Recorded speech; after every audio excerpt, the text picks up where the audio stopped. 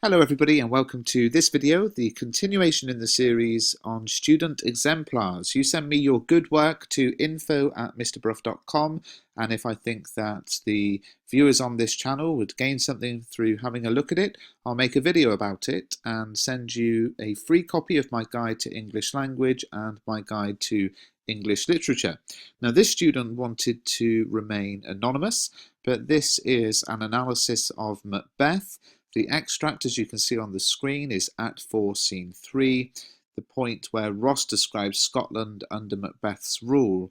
And the question was, it has been said that power corrupts, and absolute power corrupts absolutely. Starting with this extract, explain how far you agree with this statement in relation to the story of Macbeth. Write about how Ross talks about Scotland and how far Shakespeare presents Macbeth as a corrupt individual in the play as a whole. So let's get right into this answer and see what we think. Shakespeare presents a bleak and morose picture of Scotland in the extract, describing it as a grave where good men's lives expire and the dead man's knell rings often. Although not said explicitly, the use of words from the semantic field of death suggests that Macbeth has killed more good men and thus is a corrupt leader. This is echoed in the lack of detail about the dead. Macbeth has killed so many now that Shakespeare no longer uses the rich detail he used to describe the murders of Duncan and Banquo, perhaps reflecting Macbeth's lack of qualms about killing at this stage in the play. So just to think about this paragraph, one of the things I love about it is how you can maximize your skills on language analysis, not just through picking one or two words, but through actually looking for a semantic field. Are there lots of words from a certain area that you can bring together and analyze in their whole totality? And that's what this student's done here, a really nice bit of language analysis and some comment on structure as well, about how this has changed throughout the piece and why it's changed, and a very sophisticated idea it is as well. To contribute to this sombre image, Shakespeare uses a plethora of caesura to slow the pace of Ross's speech and echo the misery of the day-to-day lives of those in Scotland.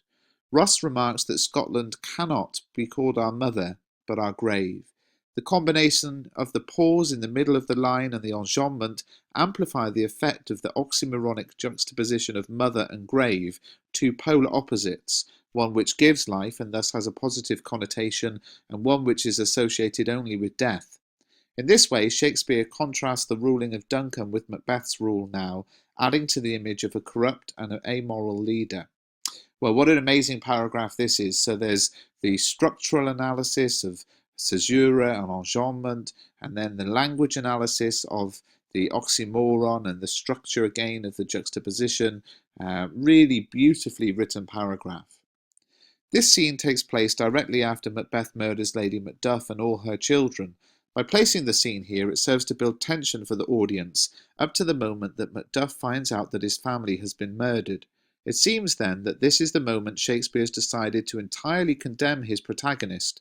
Not only do the audience see the violent murder of an innocent family, but they also hear of the terrible things Macbeth has been doing in Scotland. Therefore, it is not a question of whether Macbeth is completely corrupt, but rather whether it is power which corrupts him. Now here's a bit of structure analysis and a really clever and thoughtful exploration of what that structure suggests. Lady Macbeth's arc could suggest that it is power which corrupts. Despite being a woman in the Elizabethan era, Shakespeare shows her to be dominant and have power over Macbeth, completely contrary to traditional male and female roles of the time. While she can manipulate her husband, she's presented as evil through her eagerness to kill and her ability to goad Macbeth into evil deeds, acting as the spur to provoke him into action. When Macbeth begins to act independently of her and she no longer has power over him, we see an almost softer side to her, remarking that naught's had all spent. The audience sees in her character then almost the undoing of her corruption, which seems to correlate with her losing her power over Macbeth, and thus is evidence for the statement, power corrupts. Now this is an interesting paragraph because I don't think it's as strong as the previous work. I think this is a paragraph where the students drifted towards the sort of retelling of the plot. When this happens, it makes us think this. And even when quotations are used, it's not really for close language analysis that we've seen before. It's just for sort of, this is the point of the story that I'm referring to. And you can see what the students done here is they've wanted to refer to the idea of power corrupts, and they've thought, okay, Lady Macbeth is about that. There's some interesting reference to context and the beginning of the idea of this being structural analysis. Lady Macbeth's arc, the idea that that she's presented as in one way, she comes across as powerful at the beginning, but ultimately that is undermined by the fact that she dies at the end. She dies off stage, which I always think is a key sort of point that makes it clear that she's not as powerful as she thinks she is.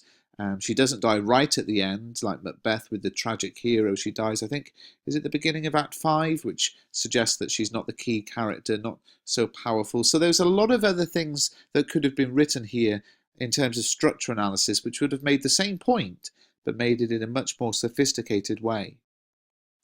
Moreover, the moment at which Macbeth kills Duncan seems to be a turning point in the play. With his newfound power, Macbeth commits more and more evil deeds.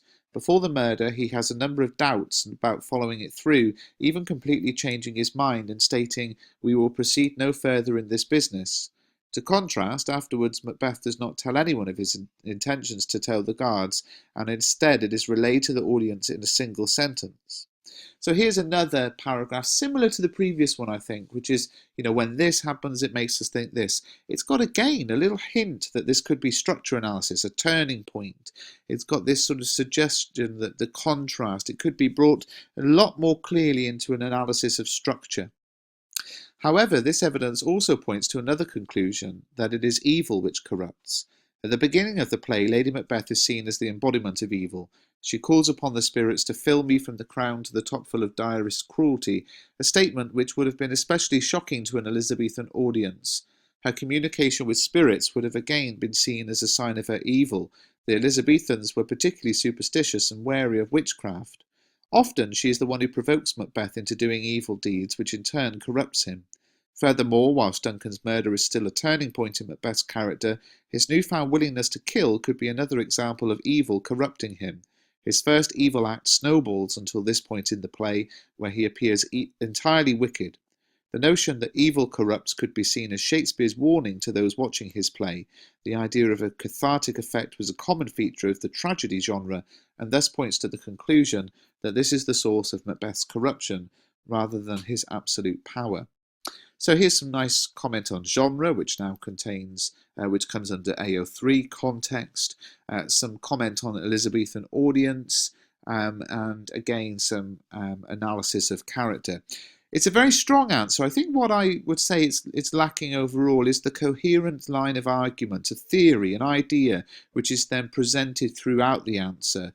It comes across a little bit sort of as 4 or 5 separate ideas, and it would benefit from a very short, concise introduction which just highlighted the line of argument, which is, actually would be quite hard with this answer because there's lots going on, but it's basically how far do you agree with the statement that power corrupts and absolute power corrupts absolutely?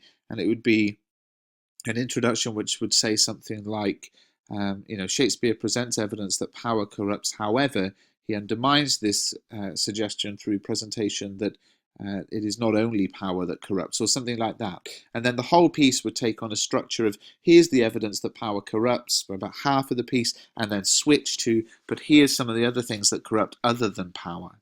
Because that's what the highest marks are about, the coherent line of argument, the idea that there's a theory and an idea which you use the text to explore. But a fantastic piece of work, lots we can gain from having a look at it.